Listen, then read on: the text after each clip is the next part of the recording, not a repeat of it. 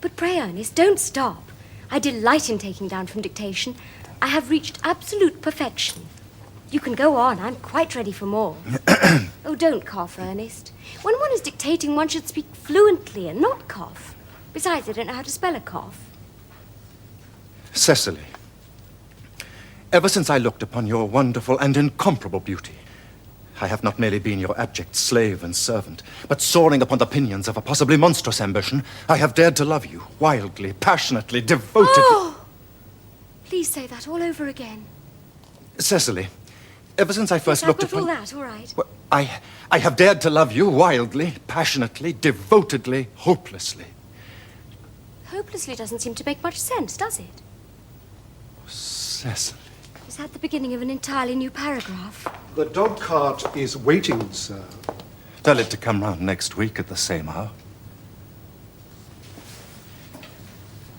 Yes. Uncle Jack would be very much annoyed if he knew you were staying on till next week at the same hour. Oh, I don't care about Jack. I don't care for anyone in the whole world but you. I love you, Cecily. You will marry me, won't you? You silly boy, of course. Why, we've been engaged for the last 6 months.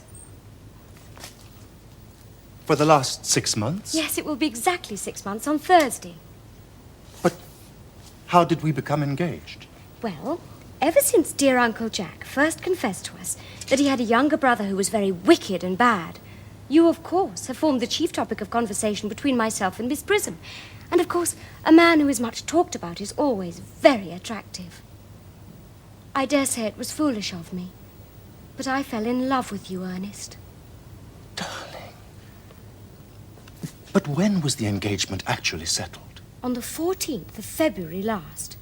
Worn out by your entire ignorance of my existence, I determined to end the matter one way or another.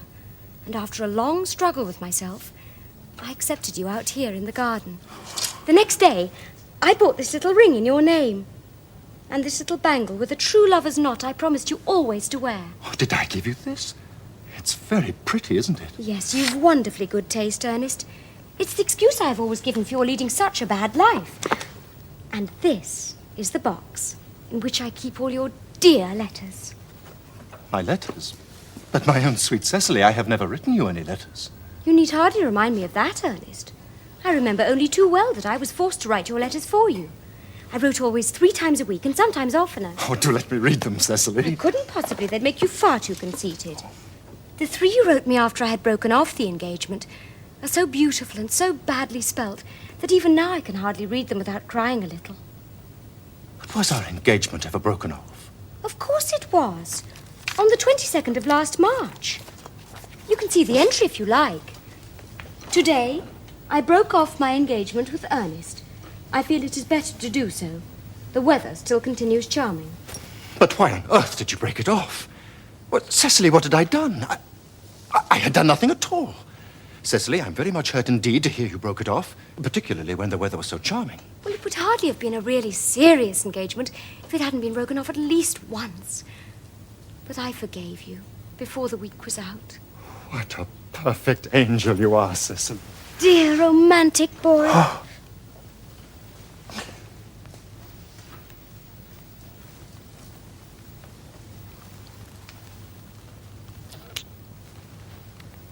But, Cecily, you'll never break off our engagement again. I don't think I could break it off now that I've actually met you.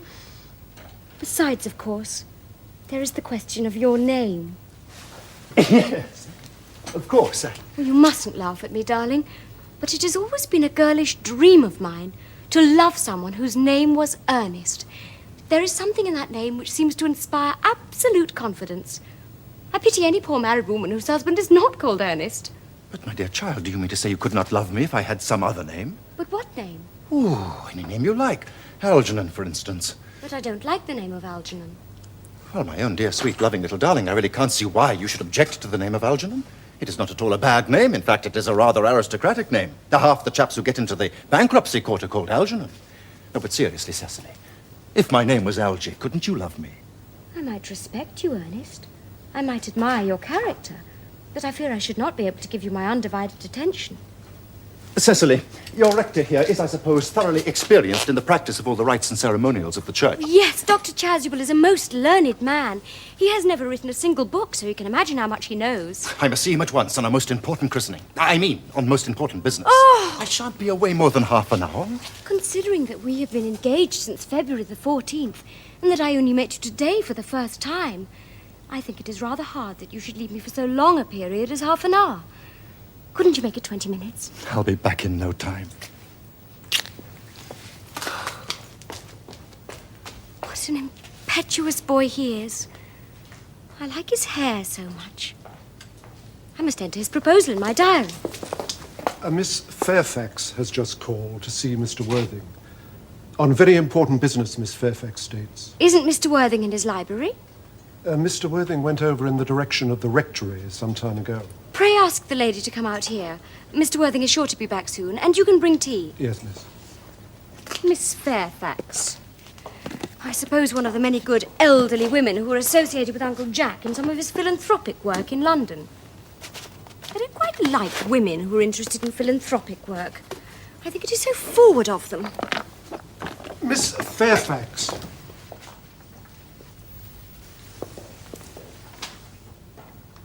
Pray let me introduce myself to you. My name is Cecily Cardew.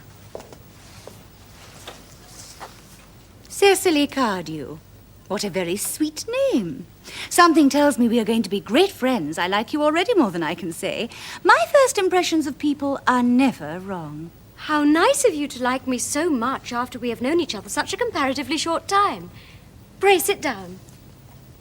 I may call you Cecily, may I not? With pleasure. And you will always call me Gwendolen, won't you? If you wish. Then, that is all quite settled. Is it not? I hope so. Perhaps this might be a favourable opportunity for my mentioning who I am. My father is Lord Bracknell. You have never heard of Papa, I suppose? I don't think so. Outside the family circle, Papa, I am glad to say, is entirely unknown. I think that is quite as it should be. The home seems to me to be the proper sphere for the man. And certainly, once a man begins to neglect his domestic duties, he becomes painfully effeminate, does he not? And I don't like that. It makes men so very attractive. Cecily, Mamma, whose views on education are remarkably strict, has brought me up to be extremely short-sighted. It is part of her system. So, do you mind my looking at you through my glasses? Oh, not at all, Gwendolen. I'm very fond of being looked at.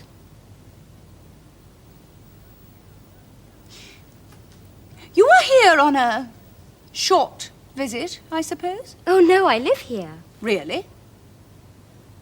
Your mother, no doubt, or some female relative of advanced years, resides here also. Oh, no, I have no mother, nor in fact any relations.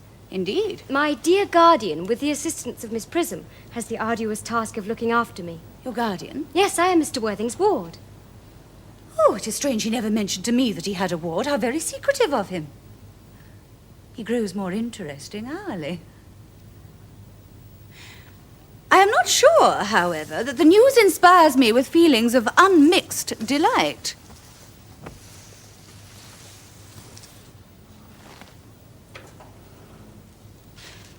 I am very fond of you, Cecily.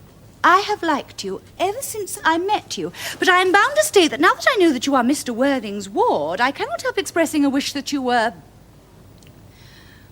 well, just a little older than you seem to be, and not quite so very alluring in appearance. In fact, if I may speak candidly... Pray do. I think that whenever one has anything unpleasant to say, one should always be quite candid.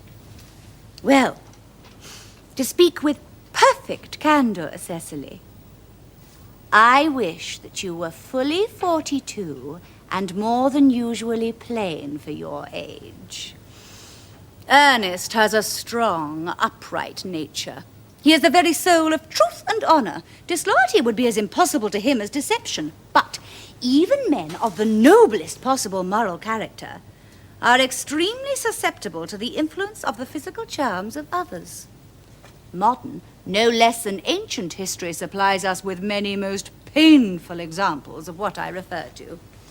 If it were not so, indeed, history would be quite unreadable. I beg your pardon, Gwendolen. Did you say Ernest? Yes. Oh, but